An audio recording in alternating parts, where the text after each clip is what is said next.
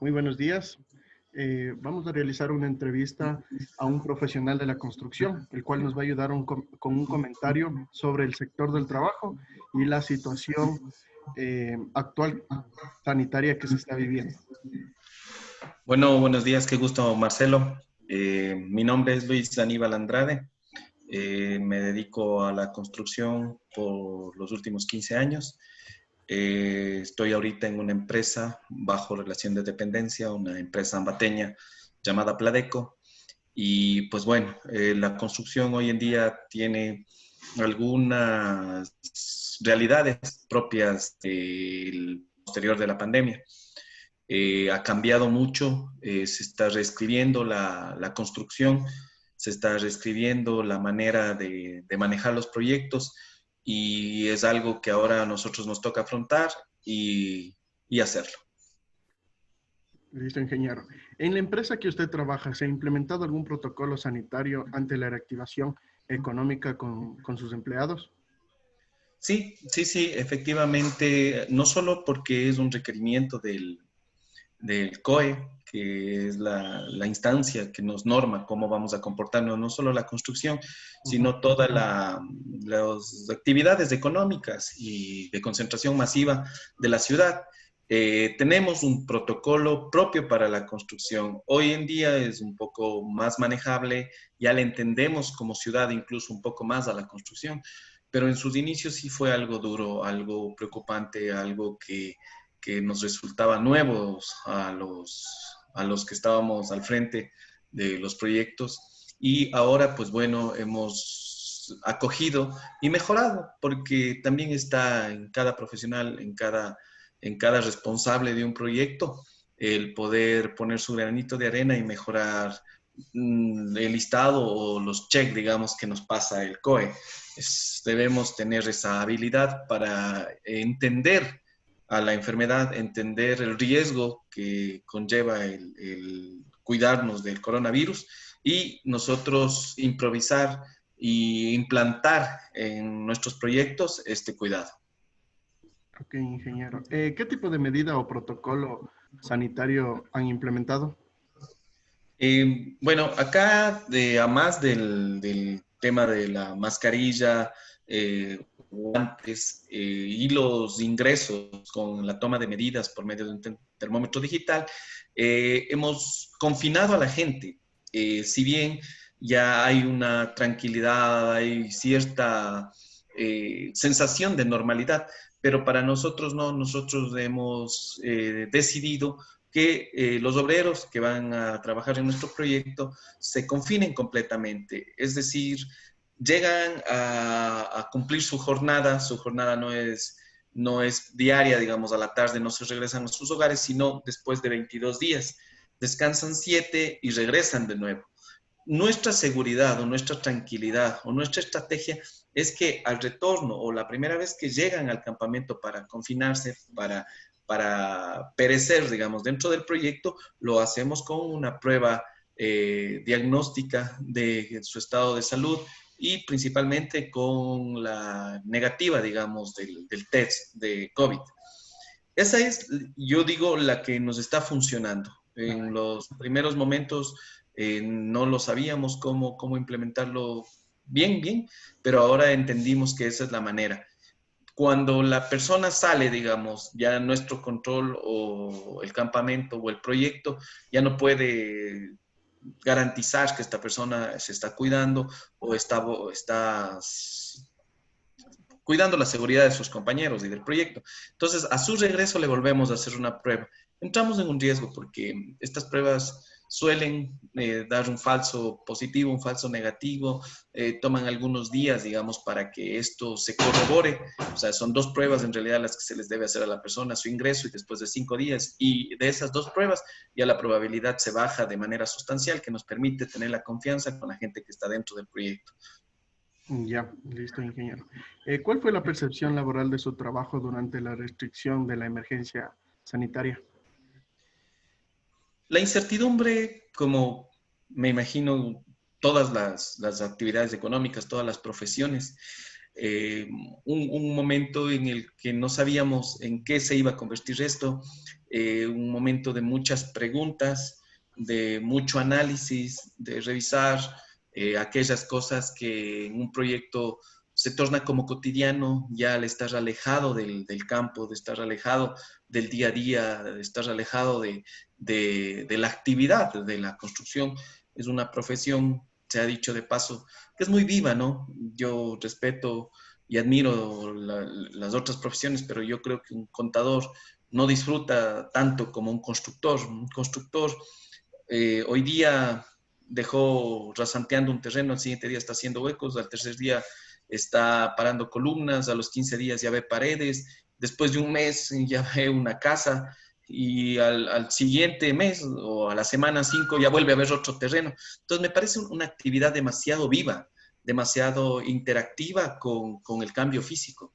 Y con esa forma de pensar y con esa actividad económica y de vida, encerrarse entre cuatro paredes y no saber qué va a pasar mañana, fue preocupante, pero permitió que se haga una revisión para dentro de los profesionales, para revisar cómo está avanzando la construcción, la ventaja de haber estado conectados, la ventaja de que es asimismo una profesión viva nos ha hecho aprovechar ese tiempo y tratar de que se haga llevadera el confinamiento, se haga llevadera la situación y entenderla, dar fuerza a los maestros, a nuestra mano de obra que nos llamaban, vea qué de bueno, que será como un momento simpático a la final.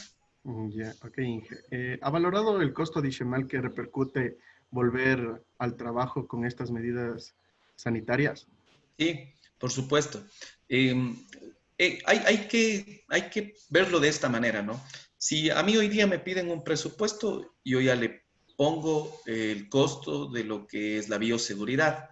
Si me lo pidieron o mi obra fue interrumpida por la pandemia, pues ya cerramos un precio anterior y esto es un costo en contra del constructor que no fue previsto. Entonces, ahora, entre el alcohol, la persona de bioseguridad, el médico que tiene que hacernos la toma de pruebas porque no lo hace más, o digamos, otra persona, o la correcta manera de que se tomen estas pruebas, tiene que ser hecha por medio de un médico, ese médico cuesta, ese médico tiene sus honorarios, la misma prueba, las mascarillas, las gafas, bueno, ahora ya no tenemos los túneles, se quedó claro que los túneles no es la solución. El distanciamiento, la construcción tiene algunos eventos que son tareas que están muy cerca, los obreros. Entonces, ahora tengo que separarles más, tengo que separarle a la gente lo que me permite que no se rinda de la misma manera. Alrededor ahorita estamos entre el 2.5 al 3% del costo de un proyecto, la bioseguridad. Para tener una idea, así un proyecto de $10,000 que puede existir es unos 300, $250 el implementar las medidas de seguridad, que es algo que a la final vamos a tener que ponerlo al cliente y la gente deberá entender, ¿no? A veces la necesidad de trabajar nos hace decir, no, sigo con los mismos precios y todo, pero estaría arriesgando al personal, al profesional, a los dueños, al entorno. Ok, Inge. ¿Considera que es necesario hacer un reajuste de precios del esfuerzo Por laboral como supuesto. profesional? Por supuesto, por supuesto. Los proyectos, el monto o el rubro de la construcción, se habla de por servicios profesionales, el tema de trabajos concluidos por rubros, por destaje, por contrato, un llave en mano, todo esto repercute, digamos, en el monto del proyecto. Es de un 2.5 a un 3% el costo adicional de un proyecto para poder combatir o poder frentear a la necesidad de estar protegidos contra el COVID. Ya, ok, Inge. ¿Qué cambios considera que van a suceder con respecto a en este caso, ya la reactivación en el sector de la construcción? Hablemos de que el sector de la construcción es amplio, ¿no? Ajá. Es amplio. Entonces, hablemos de un consultor, ¿no? Si es que alguien ahora va a diseñar una casa, tiene que dejar un espacio destinado para teletrabajar o para que los niños se conecten a sus videoclases. Uh-huh. Espacios que ya en las casas se los estaba omitiendo. si es que estamos hablando, hablábamos del proyectista, del consultor. Si hablamos del constructor, tiene que, pues bueno, ya interiorizar las medidas de seguridad. El COVID creemos que pasará en un año, creemos que llegará esta vacuna y todo, pero ya que hay esa cultura, ojalá se quede ya en la gente, la cultura de llegar a su casa a lavarse las manos, de coger y la ropa cuando uno llega a su hogar, ponerlo en un lugar acorde, digamos, donde no se contamine. Ay, Lo que se cree es que en el campo, digamos, en el sitio, ¿ya? El constructor o la construcción en el sitio tiene que interiorizar las medidas de bioseguridad. También tener esa realidad o tener claro de que las situaciones pueden cambiar. Hoy fue una pandemia, mañana pueden ser otras cosas. Es estar agradecidos. No sirve para eso la pandemia. Yo creo que en la construcción, como en cualquier otro de los oficios o cualquier persona, de manera personal, ese recogerse, ese poder ver que esto fue un evento circunstancial, pero que nos hace revisar la vida, la profesión, el día a día. ya. La siguiente pregunta es algo relacionada con la anterior. Igualmente, los cambios que se van a realizar con respecto a la reactivación, pero ya en el sector del diseño arquitectónico. Justamente lo que conversábamos, ¿no? No es muy común, por ejemplo, tú que estás en la arquitectura, digamos, el espacio del vestíbulo, ¿no? O sea, el inicio a la casa. ¿Qué nos tocó improvisar, digamos, ahora? El espacio para poner los zapatos, y los zapatos estaban confundidos con el perro, con la maceta de la puerta, y no había un espacio en sí para pegarse una desinfección, para que haya la bandeja de piso donde ponemos el producto que nos limpia los zapatos. Entonces, el espacio de porche o de vestíbulo previo al ingreso a la casa no lo teníamos.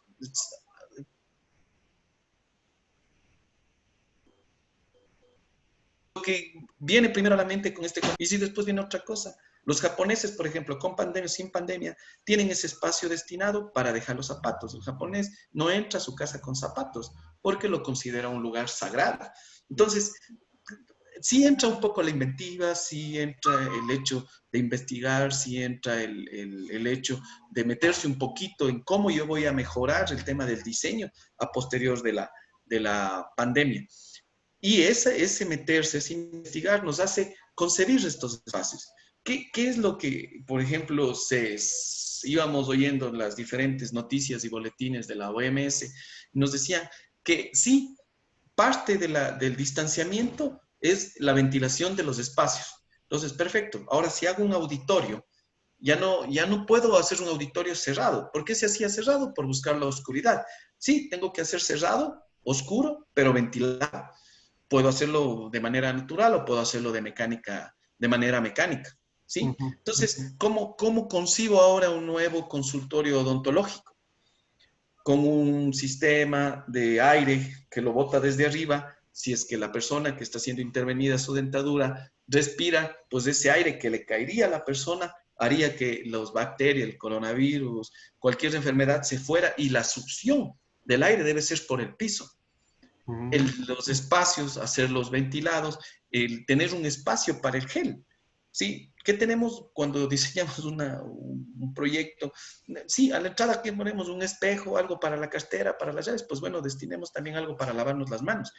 Porque si yo entro al baño, al único baño que hay en la casa, o al baño social, pues ya me pasé por media casa.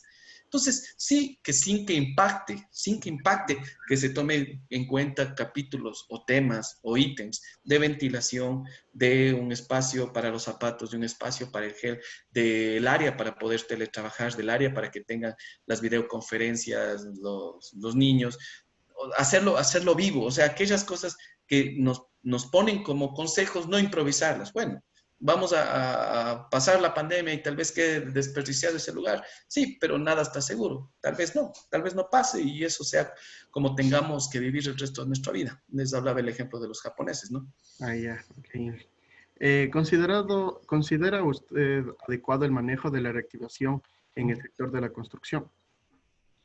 Por lo menos en los proyectos que yo participo, sí. se ha tomado con responsabilidad.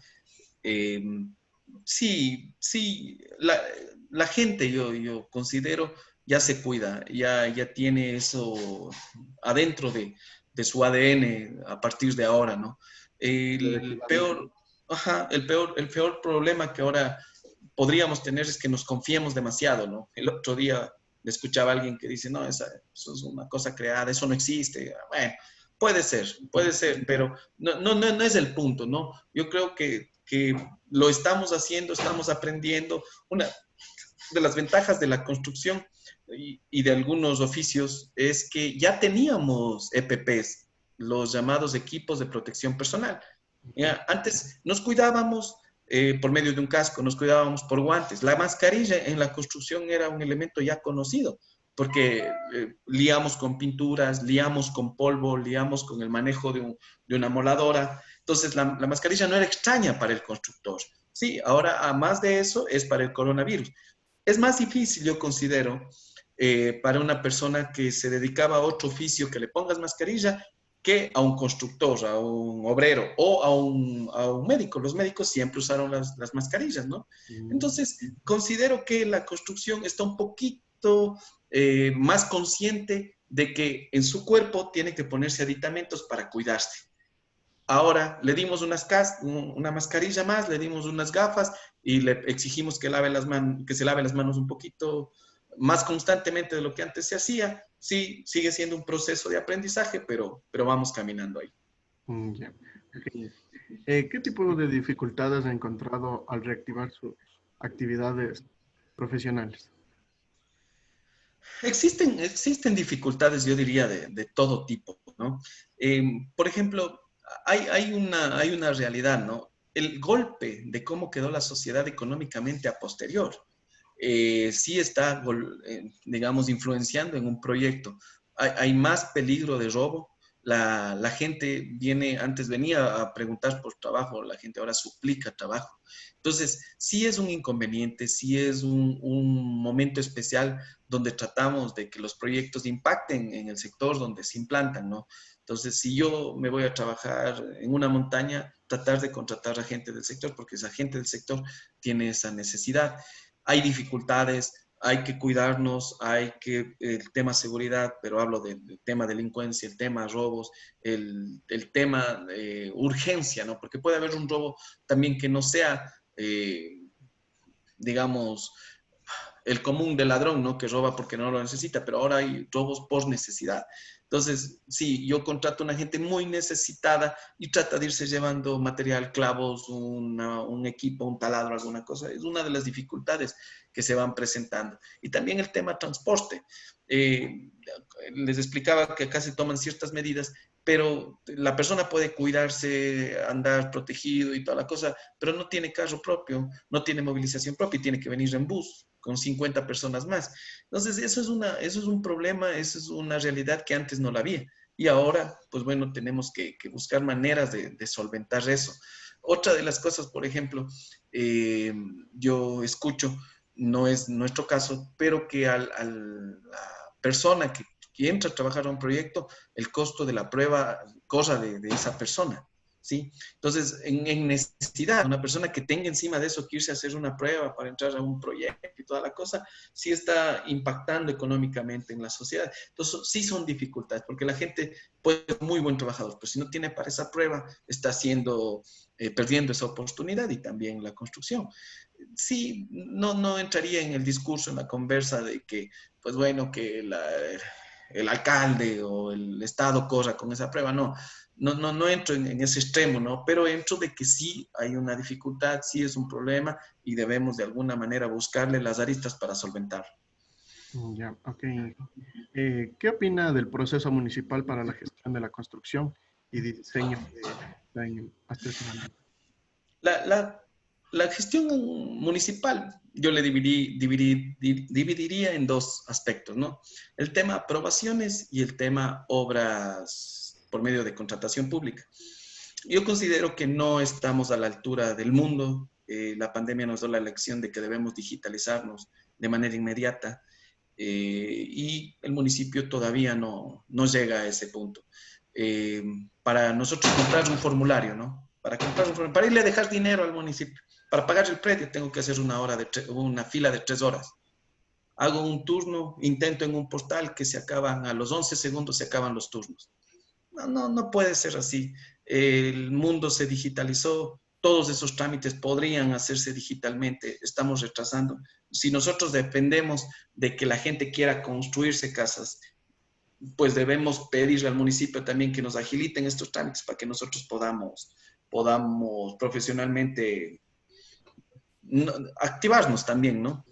Yo considero que pueden hacerlo mejor, pero que no es una opción, le falta mucho y ojalá algún día lo logre. Ya. Con respecto a esta pregunta, ¿usted qué debería mejorar o qué opciones daría al municipio que debería mejorar estos procesos de gestión? La digitalización. Yo les comento, o sea, si estamos hablando de Ambato, nosotros tenemos algunos pasos que dar para empezar a aprobar un proyecto, ¿no? Tema de la línea la planimetría, la línea de fábrica, el replanteo, de ahí viene todo el tema de las ingenierías, de ahí recién sale el permiso de construcción y con todos los demoras, con todos los rebotes que puedan tener cada uno de estos trámites, ¿no? Porque la ciudad no está confinada en un software que permita por lo menos 3 pasos de estos 5 que yo les he nombrado, hacerlo por medio de un sistema. No muy lejos del país, digamos, sino en una ciudad del mismo Ecuador, como es Guayaquil, una aprobación se la hace en 1 mes y medio, y en Ambato siguen siendo 4, 5 o 6 meses, o a veces hasta más. ¿Qué lo tiene Guayaquil? Ya un sistema en donde la planimetría, el replanteo y la línea de fábrica es un solo trámite que yo entro con un usuario y me lo entregan. A más de que no entran en costos adicionales. Yo, si cuantifico estos 3 pasos, por ejemplo, que te comento, Marcelo, estos 3 pasos son dinero. Es tu día de ir a hacer la colota, es el formulario, es la copia, estamos arriesgando nuestra salud por esta pandemia en la que vivimos. Entonces es económico, de tiempo y de facilidades, las que a lo menos Guayaquil ya lo ha evitado. Se ha tenido la suerte de participar en un par de proyectos en la ciudad de Guayaquil, y uno diría, bueno, si en Ambato me demoro 6 meses en aprobar un proyecto, acá será 2 años, cuando es completamente lo contrario. Es una ciudad que tendrá 10 veces la población de Ambato y los plazos de una aprobación de planos son mucho más cortas. Ajá. Mi forma de ver. ¿Considera adecuado el proceso de contratación pública a nivel nacional? No, realmente es un sistema todavía vulnerable. Se siguen dando a dedo los proyectos, no se cumple con todo la intención inicial de que el más capaz sea el que construye, sino es el que más compadres tiene. Es lamentable, somos ambateños, estamos aquí en la ciudad y no hay una meritocracia, o sea, no el más capaz o el que más experiencia tiene o el que cumple, digamos, con los requisitos, porque no solo es la experiencia, sino también tener un respaldo financiero para poder hacerlo. No está dirigido a las personas más capaces, a los profesionales más capaces, sino al que más amigos tiene. No hablo solo del municipio de Ambato, sino muchas de las instituciones del Estado.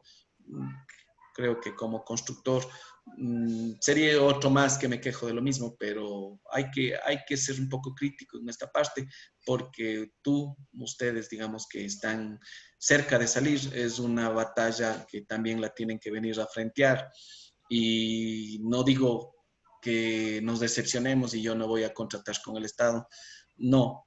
Tal vez nos pasemos o debemos pasarnos del lado de la crítica a hacer algo y no podríamos ser solo gente que observamos y criticamos, sino meternos un poquito en el sistema y modificarlo. En todo caso, no es un decepcionar, sino de las millones de cosas que puede hacer un profesional de la construcción. Es un aspecto que todavía nos queda debiendo el Estado. Ok, Inge. En la profesión, en este caso, usted como ingeniero, ¿qué cambios ha sufrido en su modelo de trabajar? Ha habido cosas que me han gustado, ¿sí? Por ejemplo, de esta manera, ¿no? Telecomunicándome con las personas, he hecho mucho más reuniones, mucho más viva la construcción. Antes, si yo tenía un proveedor en Guayaquil, él tenía que venirme a visitar al proyecto.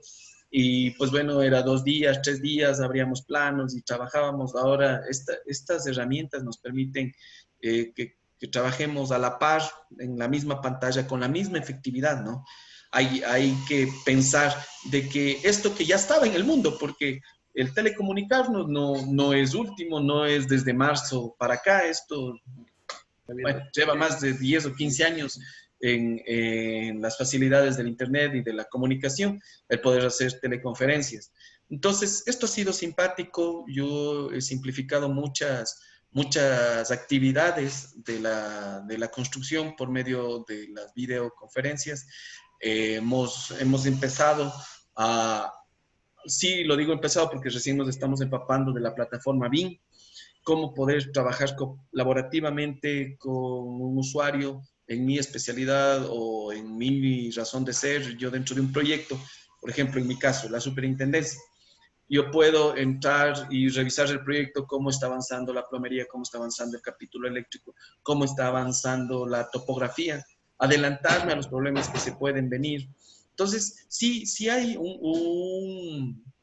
ventajas, ¿no? O maduramos de golpe, ¿ya? Entonces ahora puedes trabajar en un archivo colaborativo, todos por medio de la plataforma BIM, podemos comunicarnos de esta manera, podemos hacer otro tipo, digamos, de proyecciones topográficas, video información, que nos ponemos a investigar, nos metemos un poquito y ya estamos en ese mundo. Entonces, considero que de las 20 cosas malas que podemos decir, hay muchas cosas buenas que mejor hay que potenciarlas. Esa ha sido mi percepción de esta etapa. ¿Qué cree que pasaría en el área de la construcción si hubiera un rebrote del COVID-19? Bueno, no nos va a coger primeramente como nos cogió la primera vez, ¿no? Ya pensamos que el mundo se acabó, había gente que ya estaba escribiendo sus testamentos, pero yo creo que va a haber más responsabilidad. Les cuento que en ese revisar la historia, porque uno se quedó sin saber qué pasó, ¿no? Y a veces es bueno recurrir a la historia para un poco proyectar lo que puede venirse. Entonces, cuando hubo esta peste negra, ¿no? En España, el rebrote mató más gente que la vez inicial, ¿no? En sus inicios mató un número de millones de personas y en el rebrote mató como 10 veces lo que la manera inicial. ¿Qué pasó entre el primer evento y el segundo? El confiarse. ¿Qué creo yo que va a pasar? Que vamos a ser un poco más maduros, pero tal vez lo hablo en un entorno pensante, lo hablo en un entorno preocupado por un retorno de este rebrote. Pero sí deberemos ser nosotros voceros con nuestro entorno, hablemos en el mundo de la construcción con nuestros obreros, con nuestros bodegueros, con nuestros contadores y proveedores, de que el riesgo va a ser mayor, la construcción volverá a pararse, pero estará en nosotros el que también salimos de esta primera etapa para, si es que se viene esa segunda etapa o este rebrote, no nos golpee ni nos despeine tanto. Ok, Inge, ya la última pregunta para finalizar. Claro. Una vez atravesada esta situación de aislamiento, según su criterio, ¿qué debemos tomar en cuenta a la hora de diseñar y construir una vivienda? Generalmente. Sí, lo hablo generalizando, por ejemplo, en lo urbano y rural. En lo rural usted sabe que hay un patio, la gente puede salir, en este caso en la ciudad, en lo urbano, es una vivienda cerrado en 4 paredes y se acabó. ¿Cómo podríamos o cuál es su criterio referente a aquello? Muy simpática la pregunta, te diré, Marcelo. Yo le vengo dando vueltas, será unos 3 o 4 años, que las viviendas deben empezar a cambiar por ese criterio primario, ¿no?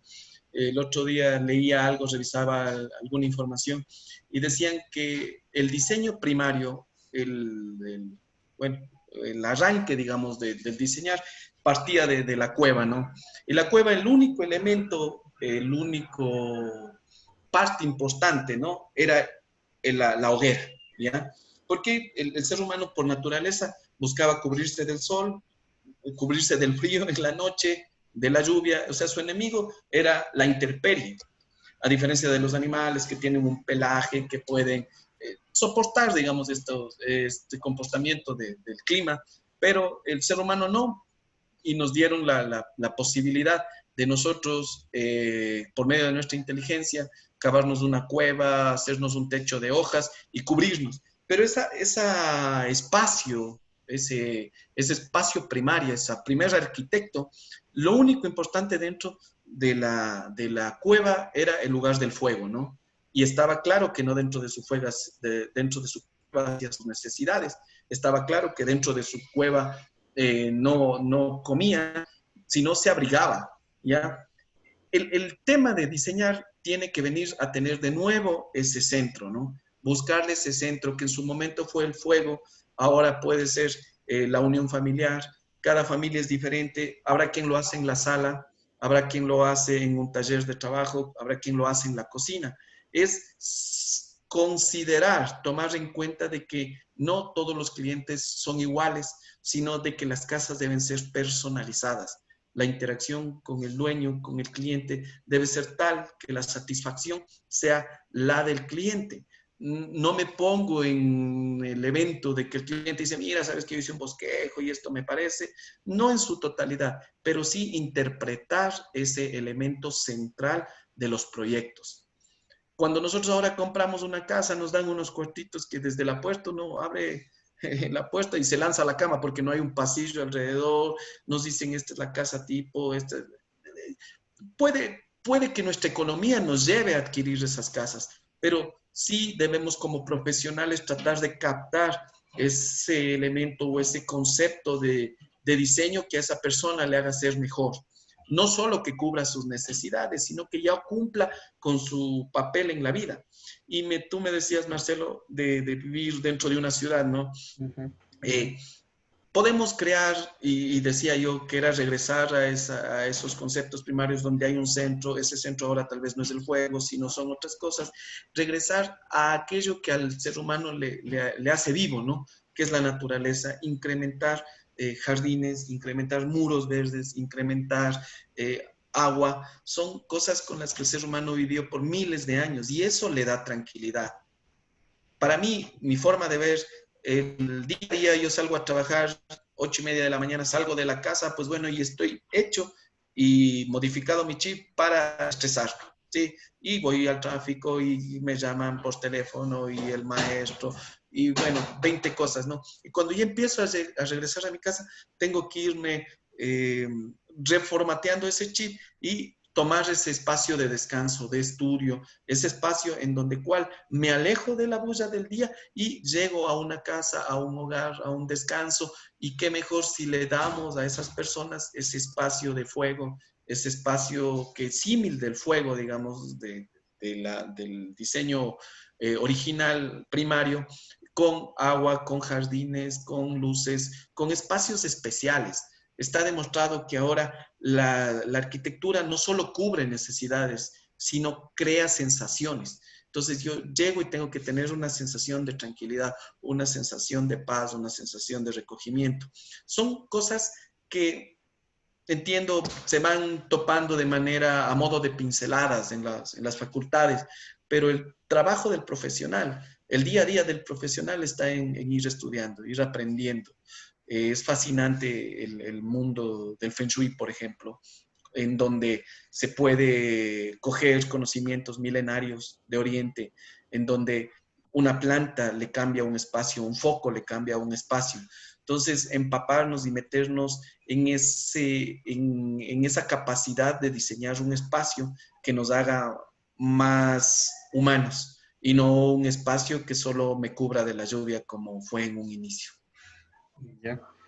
Eh, Muy amable ingeniero. Hemos acabado el test de preguntas. Quedo muy agradecido por brindar su espacio, su tiempo como estudiante de la Universidad Tecnológica de América, Facultad de Arquitectura, Artes y Diseño.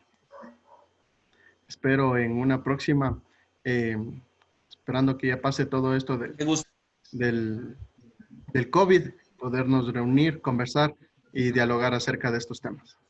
Igualmente, Marcelo, que tengas un buen día. Gracias. Muchas gracias.